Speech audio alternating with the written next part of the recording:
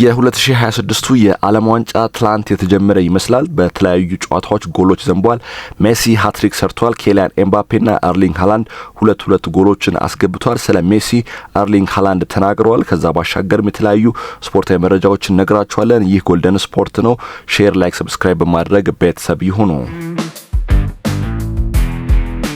ትላንት ምሽት እንግዲህ በዓለም ዋንጫው በምድብ 9ና በምድብ 10 አስገራሚ ጨዋታዎች ተደርጓል። እንግዲህ እነዚህን ጨዋታዎች ውጤት እነግራችኋለን። በምድብ 9 እንግዲህ ፈረንሳይን ከሴኔጋል ያገናኘው ጨዋታ ምሽት 4 ሰዓት ላይ የተደረገ ጨዋታ ነበር። ይህንም ጨዋታ እንግዲህ ፈረንሳይ 3-1 በሆነ ውጤት አሸንፋለች። እንግዲህ ይህ ጨዋታ እጅግ አስገራሚና ትኩረትን የሳበ ጨዋታ ነበር። እንግዲህ ሴኔጋሎች በመጀመሪያው አጋማሽ እጅግ ጥሩ ቡድን አሳይተውናል። እንግዲህ በጨዋታውም የተለያዩ ሙከራዎችን በማድረግ በመጀመሪያው አጋማሽ የተሻሉ ነበሩ። በሁለተኛው አጋማሽ ግን ተሻሽሎ የቀረበው የፈረንሳይ ብሔራዊ ቡድን 3 ጎሎችን በማስቆጠር ሴኔጋልን 3-1 አሸንፏል። እንግዲህ አፍሪካን ከወከሉ ሀገራት መካከል ሴኔጋል ጥሩ ስብስብ ያላት እንዲሁም ደግሞ ረጅም ርቀት ትጓዛለች ተብሎ የተጠበቀች ቡድን ነበረች። ሆኖም ግን ትላንትና በፈረንሳይ 3-1 ሽንፈት ደርሶባታል። እንግዲህ ጨዋታውም እጅግ አስገራሚ ነበር ማለት ነው። እንግዲህ ጎል ማስቆጠር ረገድ የመጀመሪያውን ጎል ያስቆጠሩት ፈረንሳዮች ናቸው። የሪያል ማድሪዱ የፊት መስመር ተጫዋች ኬሊያን ኤምባፔ ከባየር ሙኒኩ የፊት መስመር ተጫዋች ማይክል ኦሊሴ የተሻገረለትን ድንቅ ኳስ እንግዲህ በግሩም ሁኔታ ወደ መረብ አሳርፏል። እንግዲህ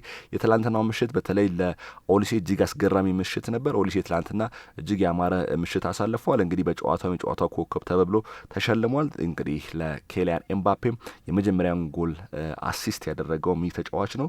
እንግዲህ ኦሊሴ ከቅርብ ጊዜ ወዲህ በእግር ኳስ ስራው እንግዲህ ከፍተኛ ውጤት እያስመዘገበ የሚገኝ ተጫዋች ነው። በተለይ ደግሞ በዘንድሮ ዓመት በባየር ሙኒክ ያሳየው ስኬታማ ጊዜ ይታወሳል። ዘንድሮም እንግዲህ በ2026 የዓለም ዋንጫን በመጀመሪያው ጨዋታው እጅግ አስገራሚ ምሽትን ማሳለፍ ችለዋል ማለት ነው። ኦሊሴ እንግዲህ ትላንትና ያበደበት ምሽት ነው ማለት እንችላለን። አሲስት ከማድረግ ባሻገር እንግዲህ በርካታ ጎል የሚሆኑ ኳሶችንም የፈጠረ ተጫዋች ነበር። እንግዲህ የምሽቱ ኮከብ ተጫዋች ሆኖ ተመርጧል። ሁለተኛውን የፈረንሳይ ጎል ደግሞ ተቀይሮ የገባው ብራድሊ ባርኮላ አስቆጥሯል። ለዚህ ኳስ መቆጠር ደግሞ አድሪያን ራቢዮት አሲስት ያደረገው ተጫዋች ነው። 82ኛው ደቂቃ ላይ እንግዲህ ፈረንሳዮች 2-0 መምራት ችለዋል። ሆኖም ግን ጨዋታው በጭማሪ ሰዓት ላይ እንግዲህ በ95ኛው ደቂቃ ላይ ተቀይሮ የገባው ምባዬ ለሴኔጋል የመጀመሪያውን ጎል አስቆጥሮ ወደ ጨዋታ የሚመለሱበትን አይነት ስሜት ፈጥሮ ነበር። ግን ወዲያው ደግሞ ኬሊያን ኤምባፔ 96ኛው ደቂቃ ላይ እጅግ የሚገርም ጎል ከርቀት በማስቆጠር 3-1 ጨዋታው እንዲጠናቀቅ አድርጓል። እንግዲህ በዚህ ጨዋታ ላይ ሴኔጋሎች በመጀመሪያ አጋማሽ የተቻለ እድሎችን መፍጠር ችለው ነበር። በተለይ ደግሞ ኒኮላስ ጃክሰን ፖል የመለሰበት ኳስ እጅግ አስደናቂ ነበር። ከዚያ ባሻገርም ደግሞ ጨዋታው ሊጠናቀቅ ሲል እስማኤል አሳር የሳታት ኳስም እጅግ የምታስቆጭ ነበር። ሴኔጋሎች በመጀመሪያው አጋማሽ ጎሎችን ማስቆጠር ቢችሉ በዚህ ጨዋታ ላይ የተሻለ ውጤት ወይም ደግሞ የተለየ ውጤት ይዘው መውጣት ይችሉ ነበር። ሆኖም ግን ያ ሳይሆን ቀርቷል። እንግዲህ ትላንትና ኬሊያን ኤምባፔ 2 ጎል ባስቆጠረበት ጨዋታ ፈረንሳይ ሴኔጋልን 3-1 አሸንፋለች። ትላንትና ምሽት እንግዲህ የዓለም ዋንጫው የተጀመረ ይመስላል። ከዚህ ጨዋታ በኋላ የተደረገው የአርጀንቲናና የአልጄሪያ ጨዋታን በተመሳሳይ እንግዲህ በግሩፕ 10 የተደረገው ጨዋታ አስገራሚ ነበር። ይህንን ጨዋታ እንግዲህ የሊዮኔል ሜሲ ሀገር አርጀንቲና 3-0 አሸንፋለች። ሊዮኔል ሜሲም እንግዲህ ትላንትና ሃትሪክ ሰርቷል። እንግዲህ የአልጄሪያና የአርጀንቲናን ጨዋታ ስንመለከት በመጀመሪያው 5 ደቂቃ ላይ እንግዲህ ሜሲ ጎል አስቆጥሮ ነበር። ሆኖም ግን በቪአር ታይቶ ጎል ኦፍሳይድ ተብሏል። ከዛ ባሻገርም ደግሞ አልጄሪያዎች ጎል አስቆጥረው መምራት የሚችሉበትን እድል አግኝተው ነበር። ይሄኛውም ጎል እንግዲህ በቪአር አማካኝነት ኦፍሳይድ ተብሎ ተሽሯል። ሆኖም ግን ሊዮኔል ሜሲ በ17ኛው ደቂቃ ከርቀት አክሮ የመታት ኳስ በተለይ ደግሞ ዲዮፖል ያቀበለውን ኳስ አክሮ በመምታት ወደ ጎልነት ቀይሯል። ይህም እንግዲህ እጅግ አስገራሚ ጎል ሆኖ ተመዝግቦለታል።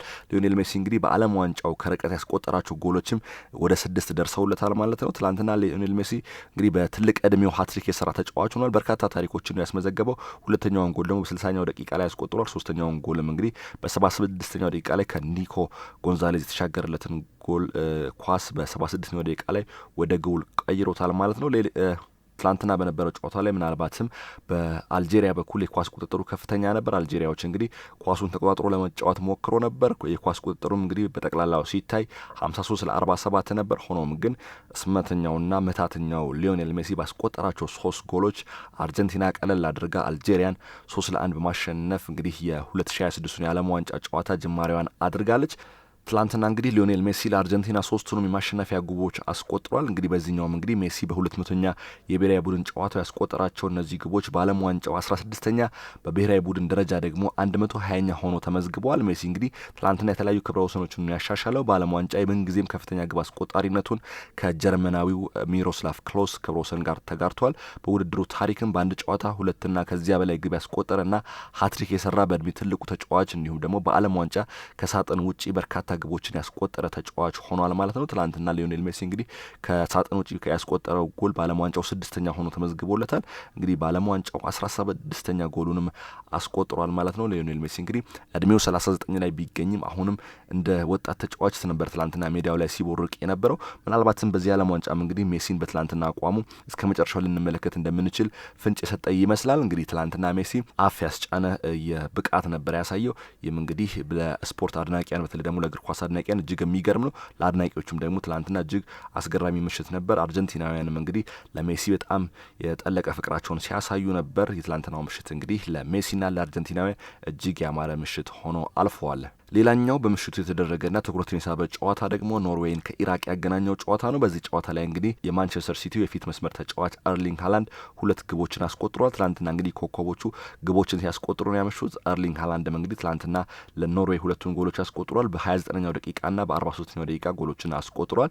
እንግዲህ ኢራቆች ወደ ጨዋታ የሚመለሱበትን ጎል አስቆጥሮ ነበር። በ39ኛው ደቂቃ ላይ አቻ መሆን ችሎ ነበር።